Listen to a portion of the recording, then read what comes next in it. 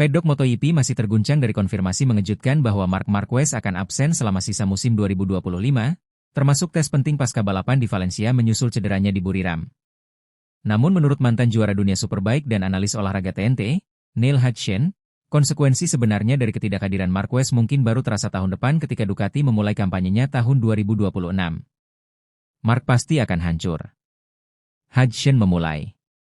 Kehilangan kesempatan mengikuti balapan adalah satu hal, tetapi tidak dapat mengikuti tes akhir musim dapat berdampak besar. Ujian itu bukan hanya tentang jarak tempuh. Disinilah Ducati mengunci fondasi untuk motor tahun depan. Hilangnya itu berarti memulai tahun 2026 sudah satu langkah tertinggal. Selamat datang di Grid Start EP. Jangan lupa subscribe dan tekan ikon lonceng untuk mendapatkan informasi terkini.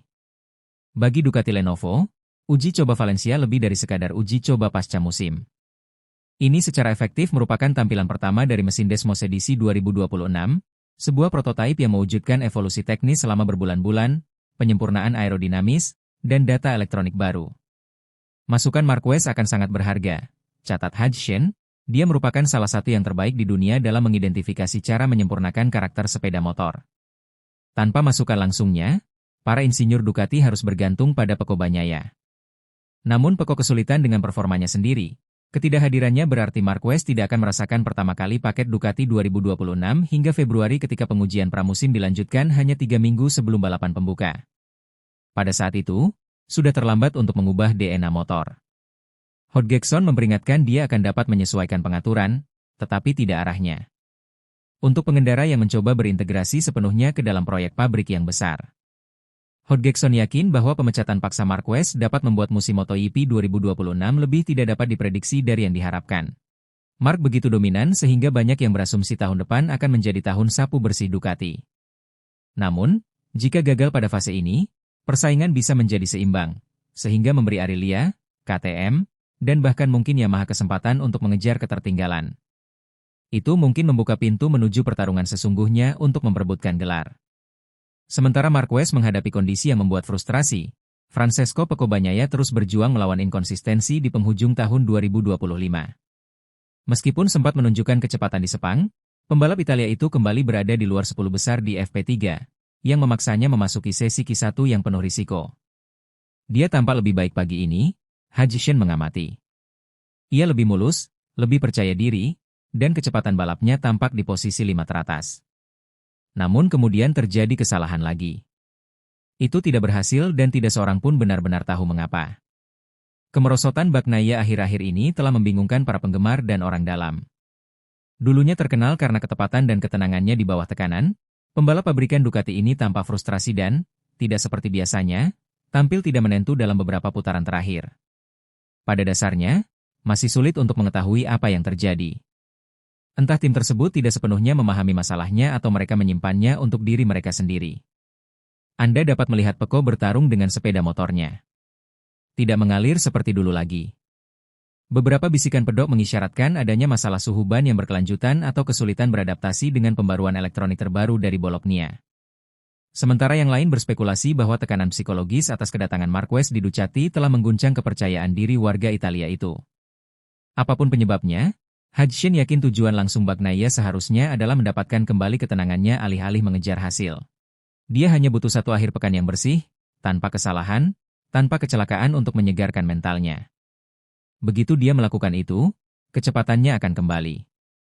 Namun saat ini, dia tampak seperti seorang pengendara yang sedang mencari jati dirinya.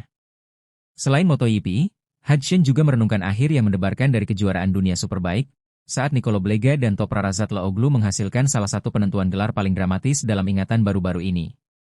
Selama balapan sprint, Blega melakukan kontak dengan Toprak, yang menyebabkan superstar Turki itu jatuh ke tanah dan memicu kontroversi di pedok. Namun, Hutchison membela niat para pemain muda Italia itu. Saya sungguh tidak percaya Blega melakukannya dengan sengaja, tegas Hutchison. Dia bukan pembalap yang kotor. Itu hanya salah satu momen balapan, celah kecil, risiko besar, dan sayangnya, tidak berhasil. Insiden tersebut meningkatkan taruhan menuju balapan terakhir di mana Toprak membalas dengan penampilan gemilang untuk merebut gelar, mengukuhkan statusnya sebagai salah satu atlet terhebat modern. Toprak sungguh luar biasa, kata Hutchison penuh kekaguman. Dia tidak panik, tidak mencari balas dendam. Dia hanya melaju bak seorang juara.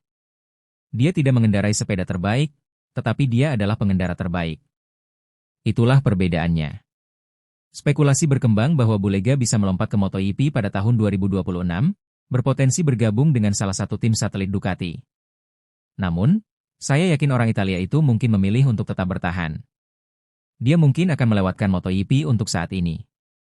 Dia muda, cepat, dan akhirnya nyaman mengendarai Superbike. Melompat ke MotoGP terlalu cepat dapat merusak momentum. Lihat saja beberapa pengendara muda yang kesulitan beradaptasi. Berjuang untuk gelar selama 1 tahun lagi bisa memberinya manfaat yang lebih besar. Saat MotoGP bersiap menutup babaknya di tahun 2025, berita utama sudah beralih ke tahun 2026, tahun yang Anda tahu, benar-benar dapat mendefinisikan ulang keseimbangan kekuatan di kelas Premier.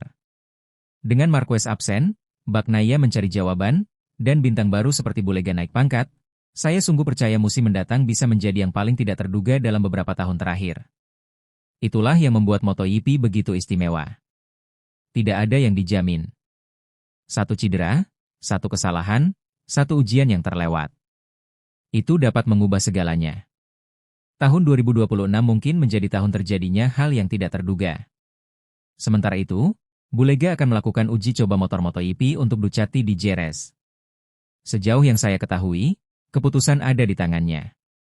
Jika dia suka motor itu, jika dia cocok dengannya, maka dia bisa membalap untuk mereka dalam 2 minggu terakhir di MotoGP.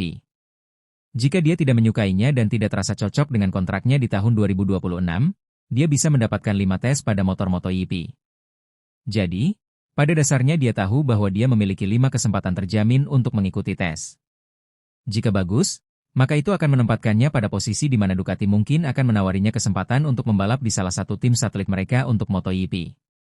Semua orang ingin menjadi pembalap MotoGP. Dia tidak akan mau mengendarai motor super seumur hidupnya. Dia cukup muda untuk kembali ke MotoGP, tetapi dia tidak bisa memaksakannya jika segala sesuatunya tidak terasa benar musim ini. Anda hanya memiliki 1 kesempatan untuk membuat kesan pertama. Katakanlah dia mencobanya dan bannya terasa aneh dan dia tidak bisa melanjutkannya. Dia akan berpikir, ya Tuhan, aku harus balapan akhir pekan depan di kandang singa melawan pembalap terbaik dunia. Jika aku lolos terakhir dan finish terakhir, itu akan memalukan. Datang dari kejuaraan dunia Superbike lalu finish terakhir, itu bisa menghancurkan semua yang pernah dibangunnya. Jika dia merasa tidak nyaman dengan motornya, aku akan mendesaknya untuk menunggu saja. Tidak perlu terburu-buru.